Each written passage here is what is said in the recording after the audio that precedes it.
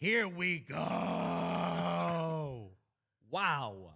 Bro, welcome back to the Cooligans. I know we're supposed to talk about all of the World Cup action, but there's only one thing that is important. The U.S. just beat England 0-0. What a result. What a result.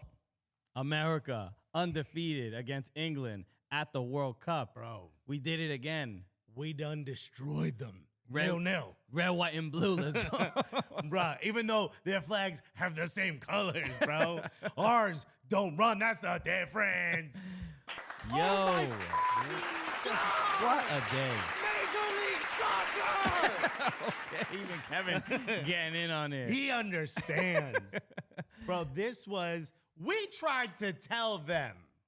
We tried. And you know, when we say them, you know who we're talking Bro, you dusty ass Wayne Rooney, dusty ass Owen, dusty ass Boovie. We love y'all. Wayne, we don't know you. Wayne, please do the show sometime. Yeah, do the show sometime. Even though you dusty, bro. We'll clean up right after you. Don't worry. No, we'll brush your shoulders off. We tried to tell y'all, these people, Jamal, we're talking 4-0. 4-0. Everybody, look. Is that what you saw? Go look through our comment section on our Instagram posts, on Twitter, everywhere. Everybody was like, we're going to smash y'all 4-0. It's not even going to be a game. It's going to be embarrassing. We might take it easy. We might put in a B squad. Yeah, A squad couldn't even contend. And you know what's pissing me off? Rory Jennings right now is talking about Gareth Southgate needs to get sacked in the middle of the damn competition, which is their way of saying, I can't admit that the U.S.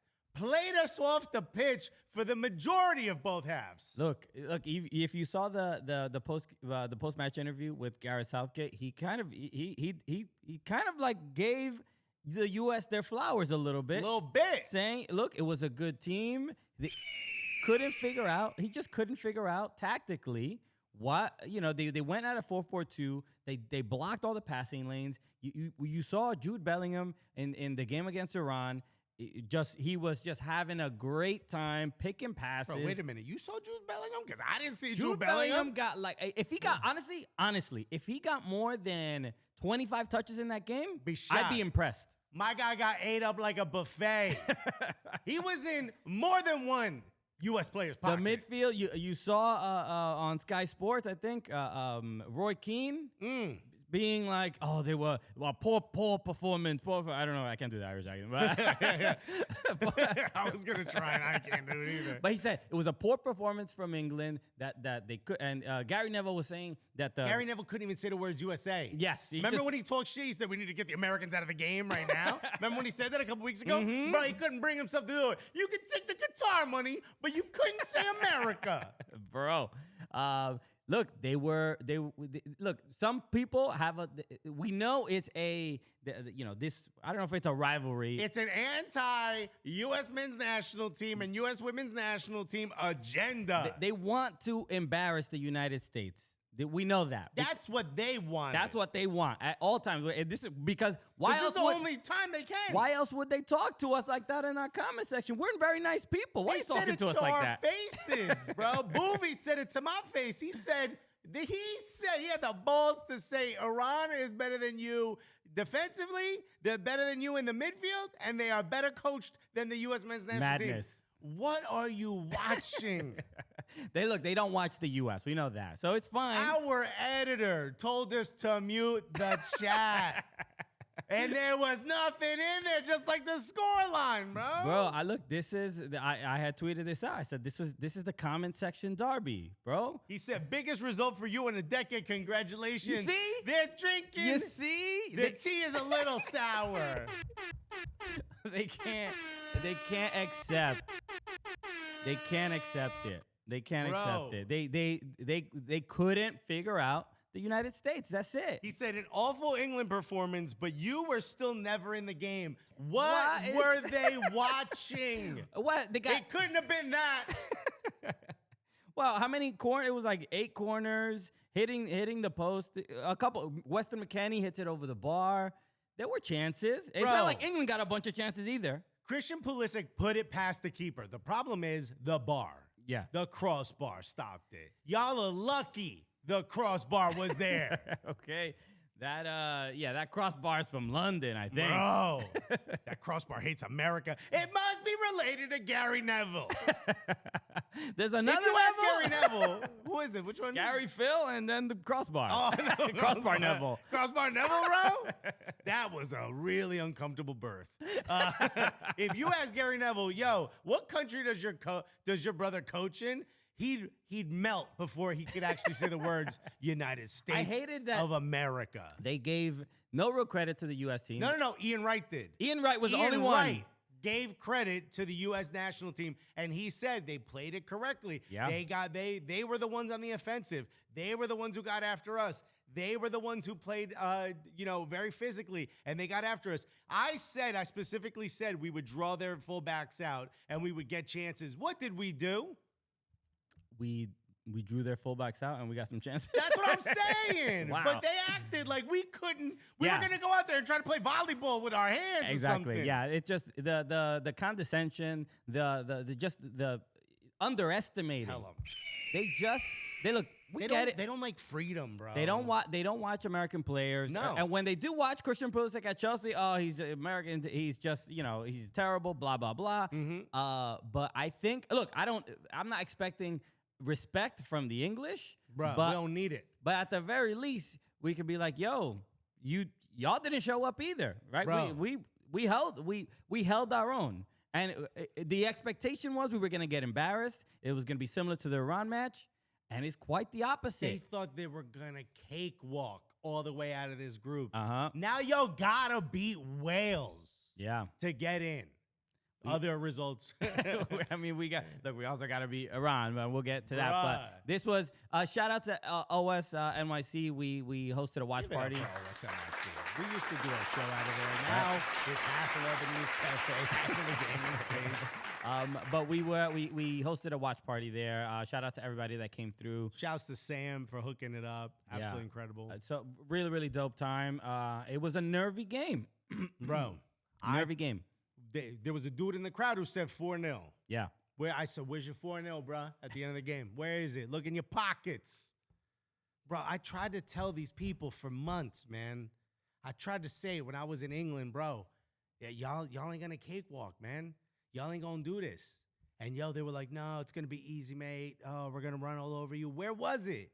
Where was it? I mean, look, this was you had tweeted this out. This is the official Cooligans immediate reaction. Quick take, hot take. Shouts to Total Soccer Show. But this was it, bro. Why isn't it playing? Now it's a beat. Where's your fucking 4-0 now? Where the fuck is your 4-0 now? Where the fuck is it?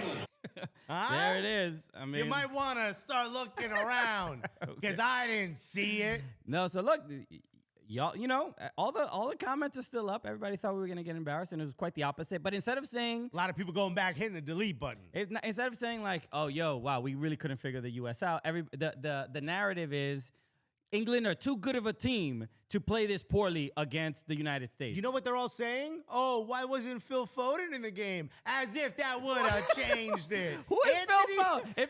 Is Erling Haaland English? Because that's the only way that game would have been any different. Bruh, what?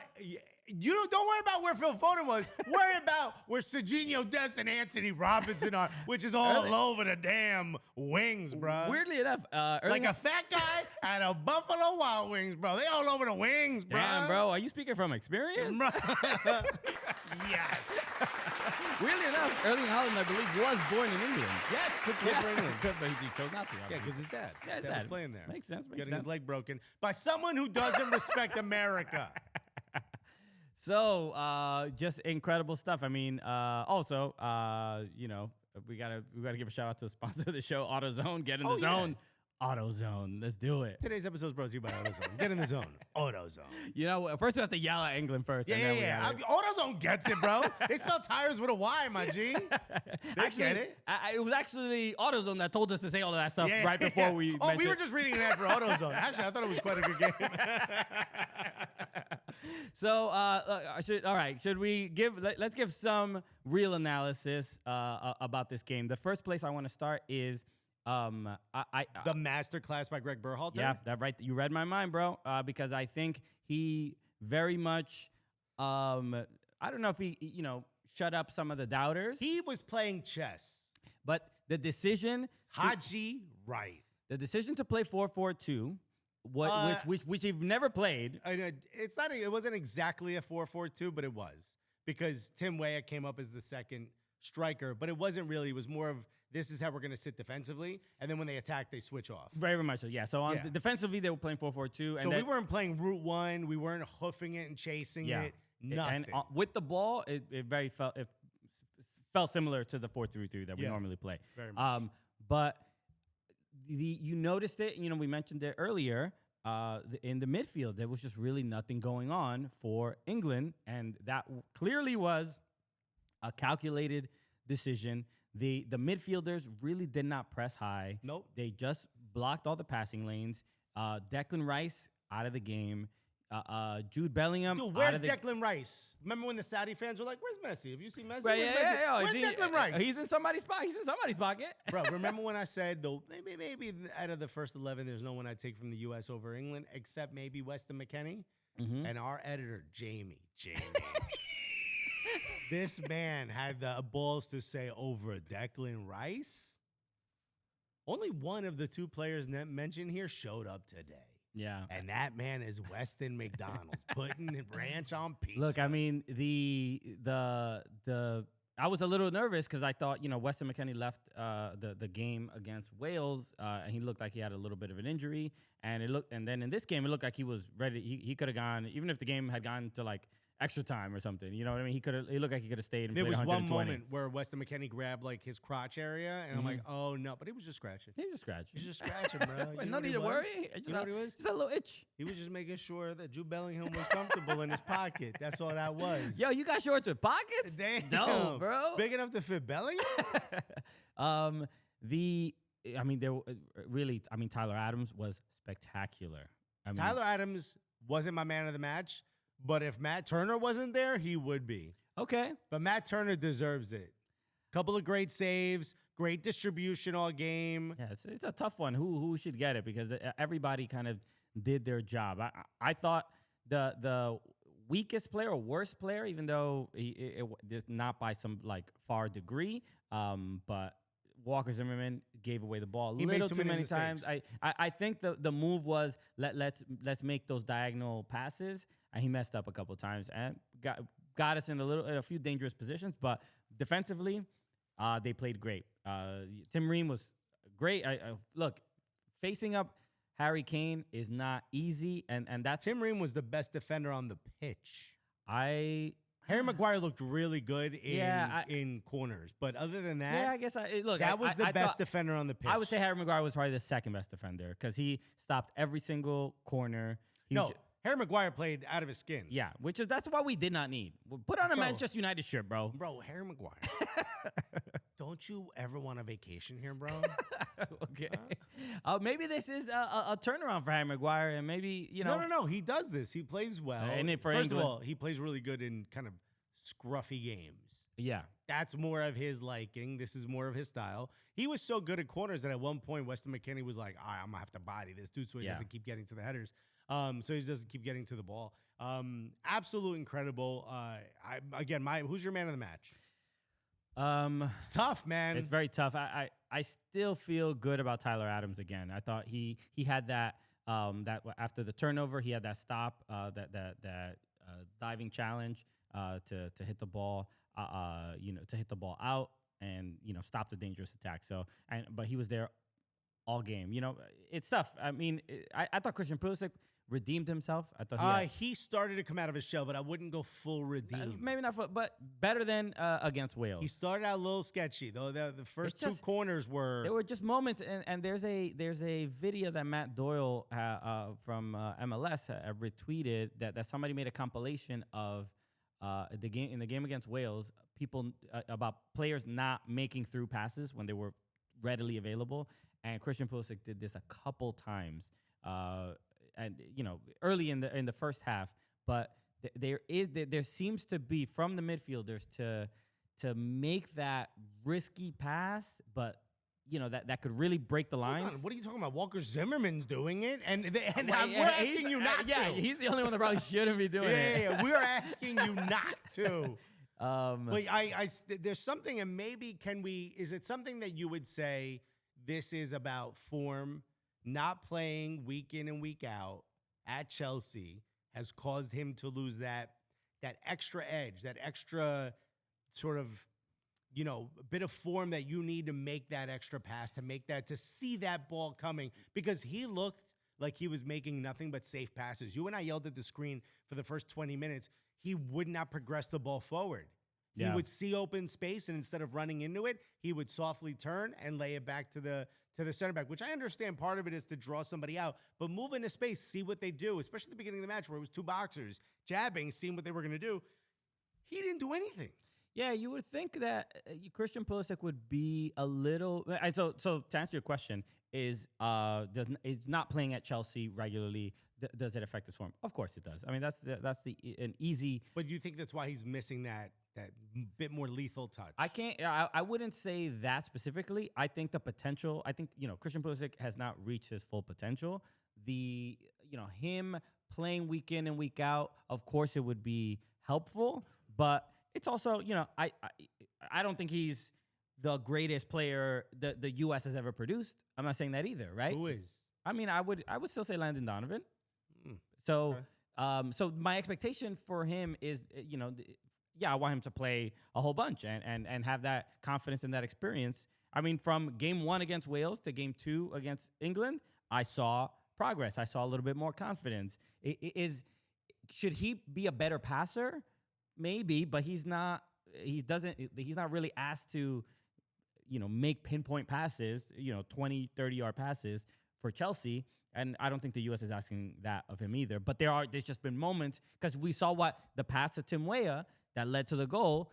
Only Christian Pulisic is making that pass. You know what I mean? So we know he's capable, but you sense his confidence might be low to make those passes in certain moments. But to me, in the midfield, especially, or at least inside the opponent's half, go for it. Especially when you get that ball, when you're crowding that final third, I don't understand why we're not taking those opportunities and being way more aggressive. And what I learned from watching today, which was finally we get to see what this team looks like when they're kind of playing at their best. And again, there was a lot of mistakes. There was a lot of missed passes. But they wanted to come out and play a defensive game, and they absolutely did that. The one thing that's very clearly missing from this team is just a true out-and-out number 9. And I understand that that's something that's missing from a lot of nations, from a lot of clubs. It's very difficult to find true number 9s, but we have 4 more years before we're one of the hosts of the next World Cup in 2026. It would be wonderful to walk into that, even with a 19 or 18-year-old, someone who is just an out-and-out number 9, someone who can finish that ball, because for all the good things Haji Wright did, for all the good things Josh Sargent can do, for all the good things even a Ricardo Pepi can do, they still lack that killer edge in front of goal. There's something still missing, and it's something that I see like in guys like Kyle Larin. It's like you can make a goal out of nothing. You're falling down, you'll find a way to score. Those types of things that I'm here to score goals and nothing else. I want one of those guys, because it seems like, and hopefully it's either Greg Berhalter or somebody better, but it feels like this system is missing that one piece. Maybe, yeah. Yes, but like I would say that about most countries in the World Cup. So it's not a when we interviewed Greg Berhalter, they got one in Harry Kane. He didn't do shit today, but they got one. I mean, I wouldn't say he didn't do shit. He didn't do shit. He got one header. That scared us. He had one header, but his hold-up play was great. Was spectacular. Yeah, too. we told him hold up to the end of the match. We don't have a player like that. Sure we do. That can hold the ball the way Harry Kane does. 100%. Zimmerman, bro. No, we ain't got that. So look, that is the golden goose, I think, for every nation. They're trying to find a top tier striker comes around. To me, in my opinion, they might be striker or center forward, because you're talking about center forwards. But use a number 9, whatever. A number 9, but not a target man. I don't necessarily think we need a target man. Okay, you want Benzema. You want Benzema to be American. Yeah. Give me a Benzema, bro. How many, you get one Benzema once every like 15 years. What I'm saying is we need a number 9. I don't need him to be back to the goal, able to hold up the ball. If he did also do that, oh my God. Right? And you're Erling Haaland. Yeah. Then I'm really excited. But I don't even need that because I think the way we play, I need someone similar to like a Harry Kane before we knew he could pass the ball. Okay. Someone like that. Just give me someone that could score. If you also have other pieces, bruh, more power to you. So just to confirm, the person who got player of the match was Christian Pulisic. Okay. He had a fair amount of, chances. That might be by name only. I don't. Did you hear Kevin De Bruyne said he didn't deserve man of the match? Yeah. After the game, he's like, maybe I only got it because of my name. Yeah. By the way, happy Thanksgiving, everybody. Hopefully you enjoyed your Thanksgiving. We didn't do an episode obviously during Thanksgiving. But dude, hey, happy Thanksgiving, bro. Happy Thanksgiving to you. What was your favorite thing? Thanksgiving. Happy Thanksgiving. I had some very good stuffing. This like dairy-free stuffing.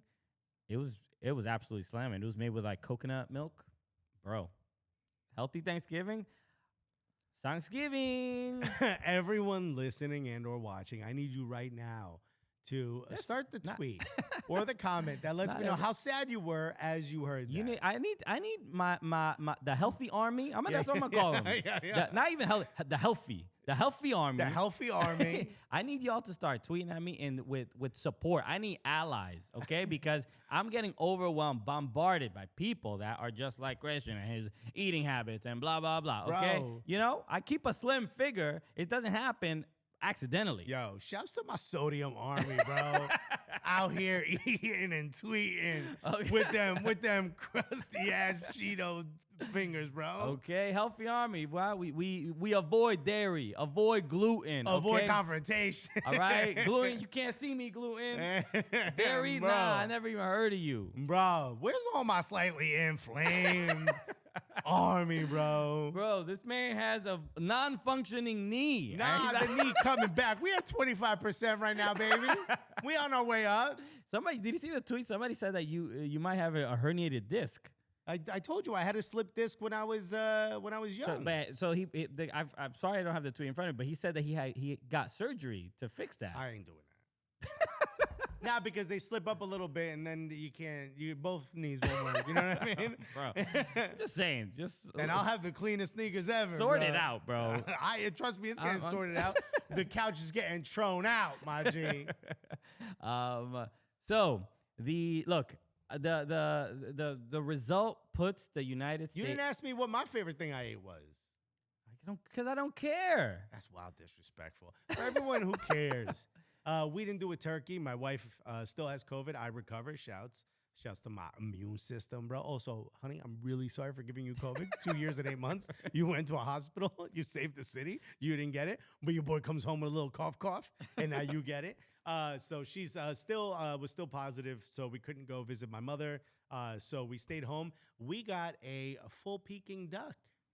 Shouts to Sanam. Thank you, Sanam. We got a full Peking duck with the scallion pancakes and the green onions and the cucumbers and the plum sauce, the whole 9. Doesn't sound that healthy, bro. Bro, sodium army, where you at? We also had stuffing, real stuffing, all types of dairy. Might have even spilled a little leche in there just in case. Wifey made some stuffing. Also, I had, although she doesn't eat dairy, so it was probably also dairy-free. You make fun of her? Oh, but talking about dairy, we had a nice 6 cheese, mac and cheese with the crumbs and with the garlic crumbs on top, and white mashed potatoes. Shouts to Fresh Direct. You boys ain't trying to. I cooked the duck. I finished the duck. You finished the duck? Yeah, it came almost pre-cooked. What does that mean? Almost pre-cooked. I had to finish it because there's like a 3-step. I mean, like you have to reheat it. No, it's a 3-step cooking process. I did the last one. Got it. It was a full legit Peking duck. By the way, the instructions were, put the glaze, finish the glaze, do this. The last instruction, slice the duck. It's a whole ass duck. I don't know how to slice no duck, bro. I ain't got that kind of knives. Bro, that was a mess. There's a mess. There was duck fat everywhere in the house. Shouts to Peking duck. Okay. The result leaves the United States in 3rd place. Right where we want them. Because the person in 2nd place we play next. Iran. So 2 points. Obviously, 2 draws. A goal differential of 0. Had Iran and Wales drew, that would have been ideal. We'd be in second. We would be in second. But we'd still need to at least draw against Iran in order to win, in order to qualify. No, we need to win against Iran. There's no... Had we, I'm saying, had Wales and Iran drew, then we would have and we had this result, we would have just needed a draw against As Iran. long as Wales didn't beat England by more than 2 goals or 3 goals or something. Okay. Like yeah. So no, they would need a lot more. Yeah, right, correct. Okay, so now but now we need to win. We need to beat Iran, who's beatable. They are beatable. We've seen them lose. Yeah. I mean, I would. They're not the same team that played England. Before the group stages started, I would have said Iran was the weakest team. And now it's clearly Wales is the weakest team. Yeah. That's obvious. It backs. I mean, well, we backed into a wall. Yes, but we're controlling our own destiny. We control our own destiny, so I would say we're back. The main thing is we can't draw. We can't draw. Iran can get in with a draw. Right. We need to win. So this is what I'm. And if Wales beats England, then we don't qualify because it would go England and Wales. If we also win against Iran? If we beat Iran and Wales beats England, no, if we lose to Iran and Wales beats England, we're still out because then England slides. The goal differential would come into play. We would have 4 points and tied with if Wales. We lost. If we drew or lost to Iran. We cannot. We have to win against Iran. There's no other outcome. Yeah, that's what I'm saying. Yeah. So we have to win against Iran, and then the result between Wales and England, if England loses, that is bad. But if they lose 1-0, we're in. Oh no, right? Yeah, we're in because we're above. We'd be above Iran. Right. We're gonna finish with 4 points if we win, and that should essentially keep us safe. Right. As long as Wales doesn't win by more than 2. Correct. Because it would be. So if England and Wales go to a 0-0 draw, then we're goody. As long as we beat Iran. Correct. Yeah. Yeah, because we'd have. You heard it here first. Yeah, folks. we'd have 4. Iran would finish with 3, and Wales would finish with 2. So, I mean, all eyes on that game, man. It's gonna be intense. You saw the game against Wales. So I don't expect Wales to win. They just lost their keeper, Wayne Hennessy. Great name. Karate Need, the Iranian player. Wayne Cobra Kai Hennessy coming out of the box. It was a poor challenge. Part of me, it was initially given as a yellow card. VAR overturned it, or suggested the referee look at it and made it a red. I honestly would have been okay with a yellow there. It seemed like aggressive challenge for sure, and I'm totally fine with the red. When you watch it in slow motion, it looks violent. But it looks violent. It wasn't as much as Hennessy kicking the player. It was that the player was running with so much speed towards the ball, and Sean Hannity. Ew, dude. Hennessy. He ain't got no ups. Hennessy and Coke, bro. His leg was there to be run into by the player. That's sort of how I saw it. So I think that's why the referee initially gave it a yellow.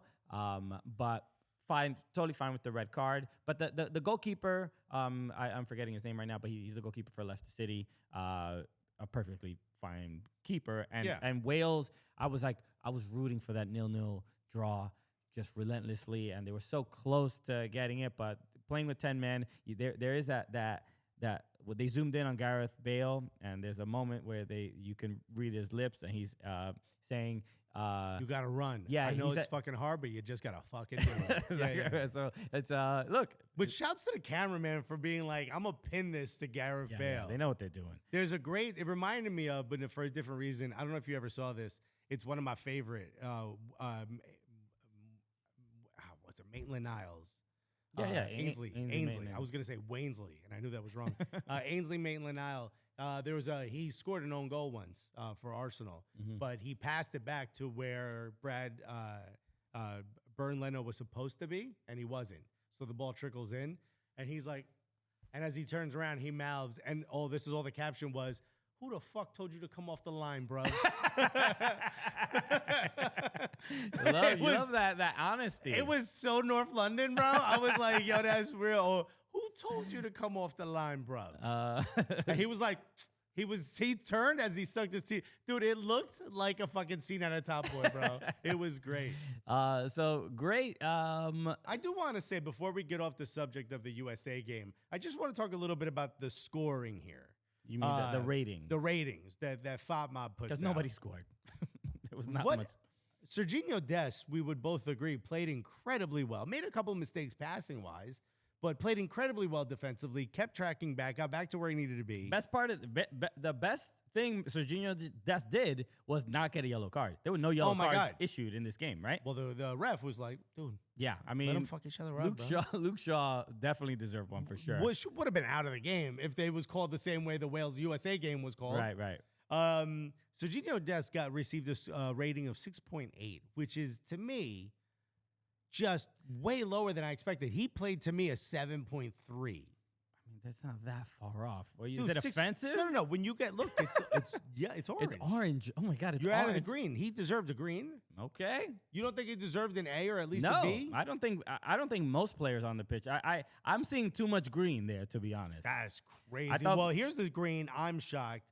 The England backline. Because they had to make a lot of defensive stops. They had to make a lot of defensive stops, but we had some of them on skates, bro. Some of them. Yeah, right. That doesn't count as a goal. Where, yo? Putting them on skates. Stones didn't look that good. 7.0. Stones and Maguire were both very good. Maguire was very good. Stones didn't look that good. Declan Rice got 7.1. For what? Reading a book?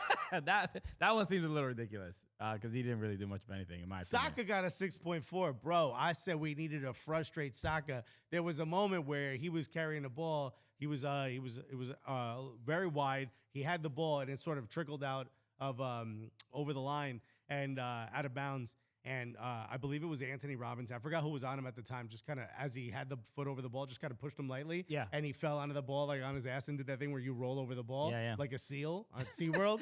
And I'm like, that's how you get in this player's head. Well, that's the kind of stuff you have to do. Those little things that kind of make you look foolish. Yes. And Anthony Robinson has faced plenty of Premier League players. 7.7. Yeah, he was. Tim Ream, 6.9. You would agree that's low? That's a 7.4. That seems a little bit low. That's a 7.4. Okay. This is not the conversation I want to be having. Zimmerman, 6.6. That's still a little low for Zimmerman. It's whatever. Look, nobody scored. It was a 0-0 game. Christian hates our backline, bro. You get mad at me for like spreadsheets and stats, and you're looking at these damn because decimal points. They're decimal points. Bro, this shows a wild level of disrespect. Don't you dare be off 0.5. Okay. So let's move on. No. Actually, I want to talk about none of this is confirmed, but somebody tweeted out that England fans were making paper airplanes, sending them towards the American fans and chanting 9/11, which in your accent means a different date. I think that's November 11th. Nothing happened on that day. No, November 9th. Yeah, nothing happened on that day. But also, we're not. I hopefully no Americans chanted Lizzie's in a box. Hopefully no Americans, chanting some wild disrespectful stuff. All we've heard is that you've done that. That's a little tacky. That's 2,700 people die, bro. Yeah. It's also our city. You know what I mean? Like, it's a little bit much, bro. Yeah. It's not good banter. We've mentioned that in the past. Look, also, was Frank Lampard there? Remember, he was the one in the airport. They said was laughing. What? You didn't hear that? Frank Lampard was in an airport. The English team was traveling for international game when 9/11 happened. Okay. And the rumor was that a bunch of them were getting drunk at a bar at the airport and were clapping and laughing as it was happening. And Frank Lampard was always someone that was brought up. Remember when he came to NYCFC? This kept getting brought up that he laughed. I never heard this before. You never heard this? No, never. There's a bunch of players. I don't think Rooney was one of them, but there was a bunch of players that were getting drunk. And the rumor was that an American tourist saw them laughing and enjoying themselves while watching the footage of it happening as it was happening. God, but they weren't necessarily making fun of it. They might have just been drunk and laughing. Or they were laughing at it. I think the story from the FA was that they were watching a different television, which had the scores of the other competition. Gotcha. All right. Well, look, I mean, it's awful. I hope that didn't happen, but it's obviously awful. So the joke is, was Frank Lampard in the crowd? It's just It's just really corny. It's I mean, look, and we're stand-up comics. You know what, England fans, you get a 5.8, bro. we've heard every joke. It's look, and we can. I feel like amongst most people, we can objectively be like, all right, this is regardless if it's offensive or not. We can just be like, all right, it's corny. Yeah, like, that's just not that's what you could be saying. Yeah. Okay. So let's move on. We should. Okay. There were 2 matches. But obviously before or 3 matches beforehand. Obviously Wales Iran. We know the result of that. You woke up for the 5 a.m. I did. I watched that game fully. So did I, and it was really difficult to stay awake. It was not for me. I was too anxious about this game. The anxiety was my coffee. It kept me awake. I was up until the end. I was just like, please, Wales, hold on. Do not give up a goal. Do not give up a goal. Then Hennessy gets the red card. I didn't care so much about the draw because I do think we can and will and shall beat Iran. It's too much to me to be like, we need at least a draw. It's too much for me. But we could have drawn Iran. Yes, it's too much for me to be like, oh, just play for the draw. We got to go out there and win. But so that's why Iran can be like, we got to play for the draw, and they could probably get it. That's the problem. So that's why I was anxious. Yeah, but if they do that, then they play into our hand because then they're just going to sit there and wait. But look, it's a World Cup. Anything can happen. Look, maybe I don't want to have the moment that we had, even though it was an amazing moment with Landon Donovan scoring against Algeria that got us to the knockout round. That last moment. Well, you don't want it to come to that. And wow, you don't want history to be made again? It might. Wow. This is what happens when you don't eat dairy, dude. a nice 2-0, 3-0 victory would what I prefer. We got to get some gluten in you to feed that dog in you, bro. Okay.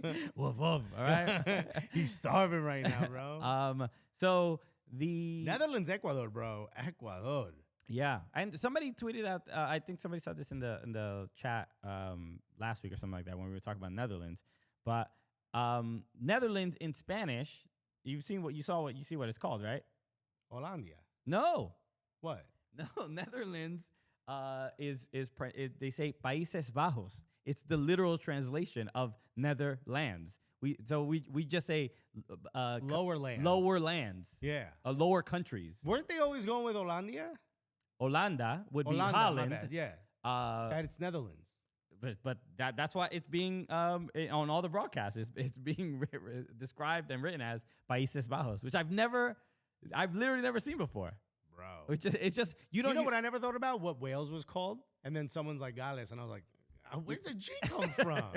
So the that was also a good game. Remember, I told you on Wednesday, right? Wednesday. What day is it? Today's Thursday, right? Saturday. Sure. I told you on Wednesday. You could have just moved forward. I said, you said Netherlands were going to absolutely dominate. Yeah. And the complete opposite. Ecuador, I thought, very much held their own, probably similar to this U.S. England. I think what I'm most impressed with, first of all, Cody Gakpo. Yeah. His value just continues to go up every time he touches the ball. But also, what I'm most impressed with is Ecuador's defending isn't just good in CONMEBOL. It's just good, dude. They were good in qualifying. I mean, people constantly underestimate them. They were really good. They finished 3rd, I think, in CONMEBOL. It's Brazil, Argentina, Ecuador. Yeah. That's no joke. They deserve to be there. 100%. So I did not think I thought the win against Qatar was very much deserved. And did you see the goal that got called offside? Yes. Let's talk about it, bro, because this seems like a poor implementation of the rule. The rule is almost too literal because this keeper was never getting this ball. It deflected. The player that was, in an offside position didn't affect the play literally at all because the keeper dove in the opposite direction. Also, he kind of didn't make a motion or an athletic move to suggest, I'm going to juke you out. He just lampposted. Keeper dove the wrong way, or dove in the way that the direction that the ball was going. It hit a player that was in an onside. Somebody else who was in an onside position. And for that reason, the goals called back, offside, player interference essentially, and that the one thing that you could say is that he blocked the vision, but it wouldn't have mattered anyway because of the deflection. Right. So, poor decision in my opinion, but it feels like Ecuador got like hard done there. But Ecuador, I'm very comfortable in saying I think Ecuador makes it through the group. They're in second place now, but I'm very comfortable in saying that the other ones will make it through. Right. Also, Netherlands are happy to have you back. You're at the top of your group. You missed out the last World Cup. They are also kind of missing some type of edge defensively. Sure. There's just something there. I mean, they just don't have Van Dijk and Dumfries. That's what I'm saying. Like, you should be good. They should be all right. But I would say the bigger concern is that they're not scoring more goals. They scored 2 against who they play in the first game. They play Senegal. Mm-hmm. They scored 2 against them. But I think this game is more about how good Ecuador is rather than how bad Netherlands are, because I think they're both getting out of the group. Right. But Netherlands has some holes for sure. So and Qatar played Senegal. They lost 3-1. Qatar is officially out. The first country nation in this tournament to be out, and I think the fastest a host has ever been knocked out. Okay. It's not looking good. Yeah. When you put all that, they were trying their best. They got their goal. They scored a goal. So everybody was. The 12 native Qataris were very happy. All of them. They were sitting around a table, just stabbing a dairyless stuffing. Did we talk about the 2 Everton fans that got hung out with a lion? Hung out with the lion? No, we didn't talk about it, right? Yeah, that was on the first day or second day. That was the first day. That was after the first. This World Cup it feels like it's been going on for 3 months. I am so tired. It's a week and a half. What? Not even. It's a week and 2 days. Has it even been 7 days? No, it's been. Today's day 5. Today's day 6. Oh my God! It started on Sunday, bro. What do you mean, week and a half? We can't do this every 2 years, bro. I thought it was a week and a half. I was also sick for like 4 or 5 of them. Still woke up every day and watched it, though. Bro. So just incredible day, man. Not much else. I just wanted to make sure I played this at some point because I forgot to get it to. But shout out to Amelia Lopez, Amelia and Wiso were on the show. They won a competition to be sent to the World Cup by us on Monday. But thank you so much for. They went to. They're in Qatar and they've been sending us some dope footage. But they went to the U.S.-England game and there was this lovely moment where the fans. It's actually this might be my favorite song. Yeah, it's a banger. Drake is going to get on this remix at some point. It has to be, bro. But here it goes.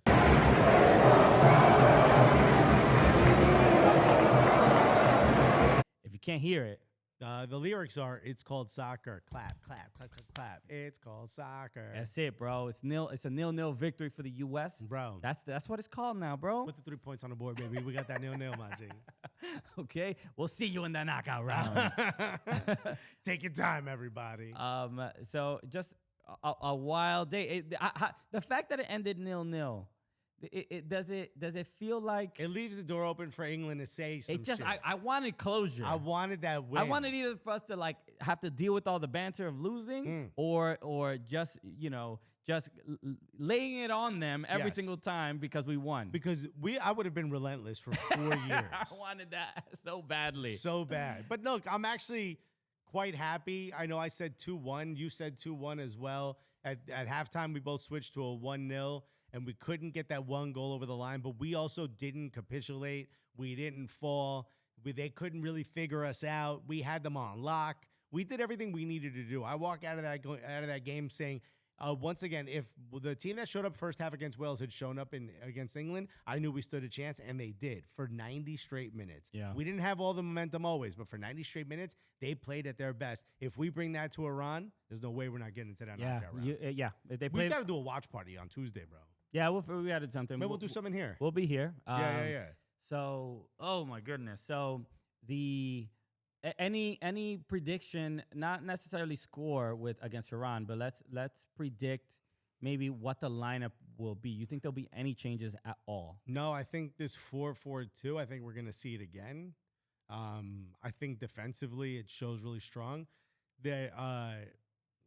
Maybe there's a chance we bring in like a Gio Reyna or a Brendan Aronson. To start, so you don't think there's any change in the starting line? There was obviously one change. Haji Wright. You think so? I could probably see Jesus Ferreira starting. Jesus Ferreira was great. Did you hear that Arsenal are considering a bid for him? I did not hear that. Bro, Arsenal are considering a bid for Jesus Ferreira. I don't know why. What are you talking about? What are you talking about? First of all, I mean, it seems like they could probably find other options, but I'm not saying he's a bad player by any means, but it's a little bit of a shock of a name to hear associated with Arsenal. Buddy, if this was a badge, I'd rip it off your shirt, dude.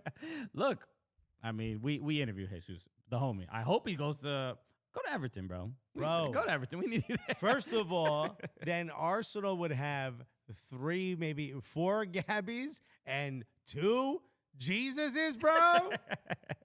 we need Everton could use some of the American players. Yeah. We could use a couple of those. If y'all got Christian Pulisic, it would change everything.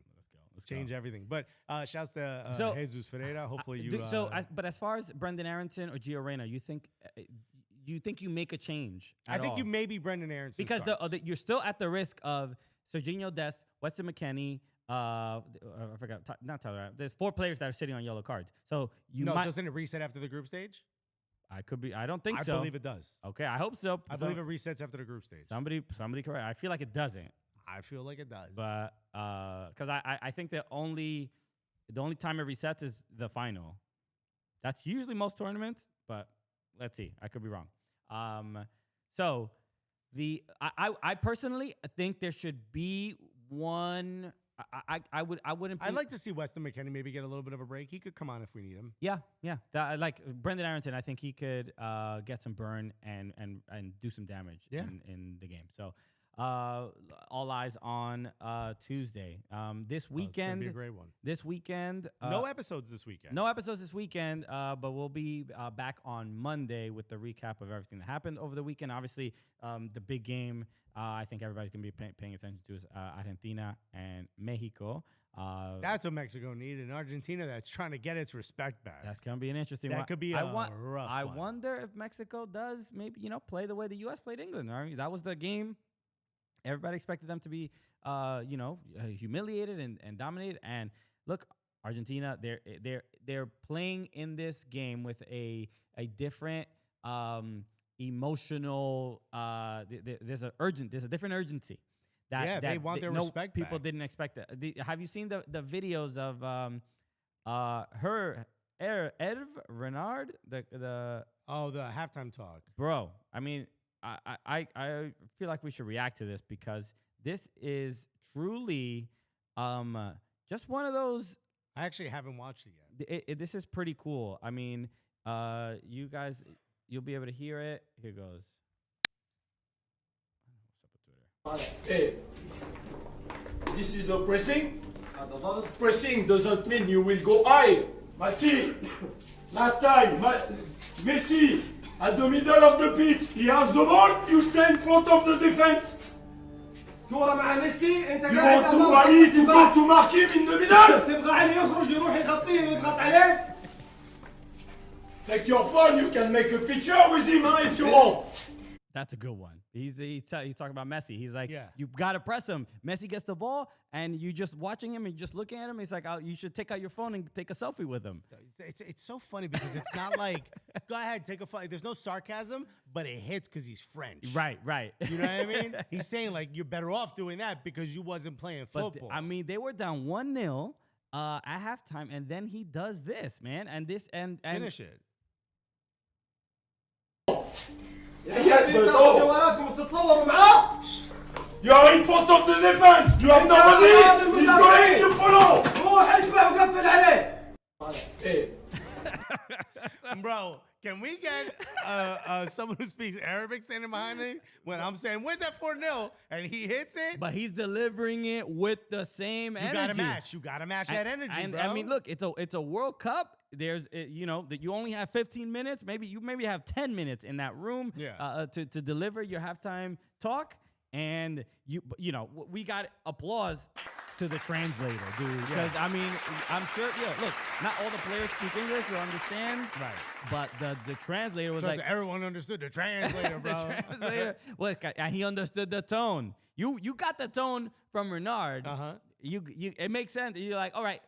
I get a gist of Coach what he's is saying. mad at us. Yeah, I'm picking up what you're putting down. He seems to be talking to me. He said Messi and phone. He's pointing directly at me and making eye contact. Right. I have a good feeling he's talking to me. His shoulders are up and both of his hands are exposed. That's generally not a good sign. He's showing me his palm, Yeah, bro. man, that's not a good thing because he might smack me with one of them. So, just impressive. I wish we had translators, bro. Well, I'm like, yo, where's your 4-0? And someone behind me is like, ¿A dónde coño está? Imagine we had Arabic translators, Bro, that's what I just said before. I know. I'm continuing that. I'm not gonna do the accent or figure it out, but it would be fire. So that's the game I'm obviously gonna be paying attention to. Are you waking up for Tunisia, Australia at 5 a.m.? That's the real question. Be honest. Look, there's only 3 more days. 5 a.m. Yeah. Saturday, Sunday, and Monday. That's it. I'm doing it. Let's go. I'm running on fumes. I could really use 8 hours, 8 to 10 hours of sleep because I've been getting pretty much like 4 or 5. You know what I did today, which amazing halftime nap, first match. Okay. Post first match nap for an hour. Okay, buddy, I felt alive. No, it's a good move. I did that. I've done that a couple times. I had wild dreams. Really wild dreams in the last hour. Wild dream of Christian Pulisic holding the World Cup trophy. I had this dream, bro. I'm not kidding, right? I was riding on an eagle, and I flew to your in-laws' house, and I poured milk all over the stuffing. And Papi was there, and he said, "It's the Cooligans, buddy." That's how I knew I needed to wake up. So, but then your wife's family saw me, and I had to get at her by saying, "You don't know where I'm from, dog." And then I flew away on the eagle, and everyone. Like a children's story. So, Poland, Saudi Arabia, Argentina, Mexico, Tunisia, Australia, France, Denmark, a bunch of pretty good matches. The Poland Saudi Arabia is going to be an interesting one because Saudi Arabia, if they win or if they get even a point, they're getting through. It's gonna put close, but they're gonna get through. Argentina and Mexico are. Argentina got to batter Mexico, bro. The match for Poland Saudi Arabia will happen first, obviously, but it's gonna put even more importance on that game, especially if one of them win. But even worse if Saudi Arabia win. Does Mexico beat Argentina? I'm gonna have to go with my gut and just say no. I think. Argentina, I can't see how that. They're not going to play the same high line like Saudi Arabia did. Mexico also played Argentina in a friendly early this year, late last year. There was a game. They did play each other.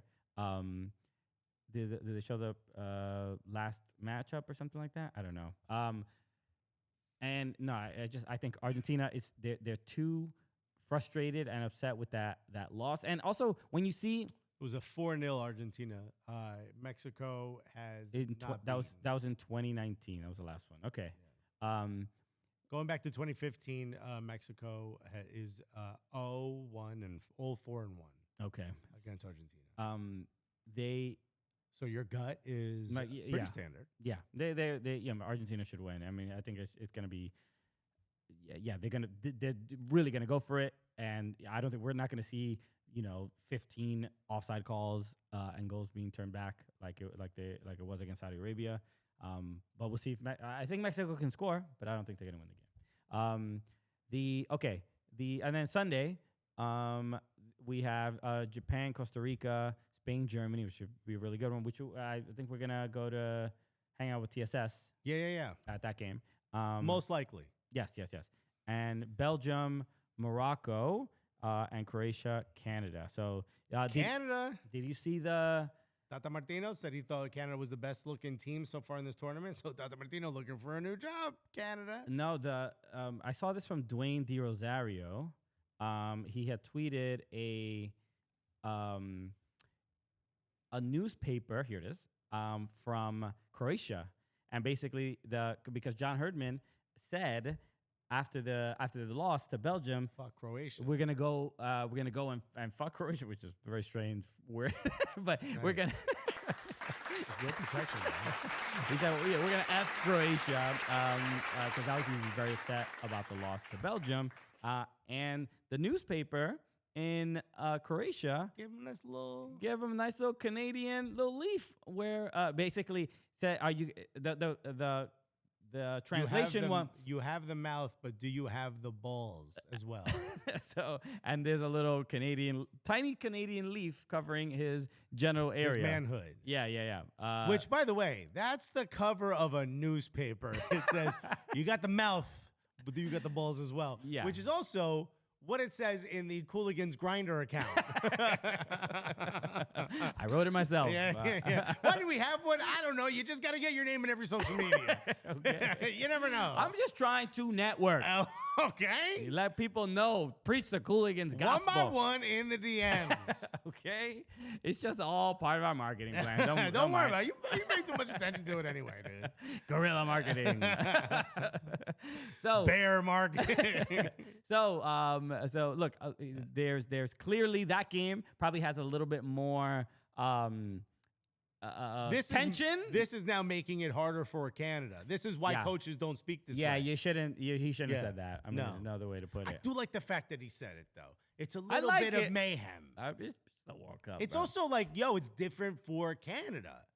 Canadians aren't seen this way in the world. Canadians don't speak like this. Yeah. And even though he's not Canadian, he still represents Canada in this tournament. Of course. It's nice to see this attitude. And Canada played well, I know you love the way they played. You and Tata Martino. I thought they kind of looked like chickens without a head. I think they were all over the field. Even Kevin De Bruyne is like, I can't believe we won. I shouldn't have been man of the match. And Alexis is like, Canada was trash. They weren't good I never enough. said they were trash. I said they were running around like crazy. They were spectacular. Kevin De Bruyne is Batshuayi.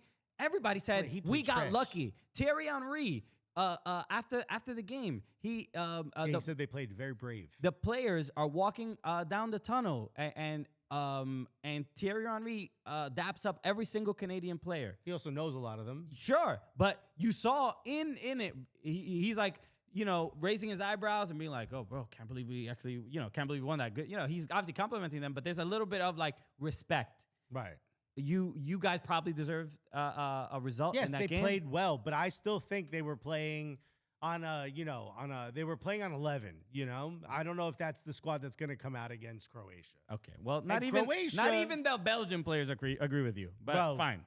Well, come on. The Belgian players are wrong. Alexis knows. Come on, Luka Modric. Dial it back, baby. No, shouts to Canada, man. I'm happy for you guys. I'm happy.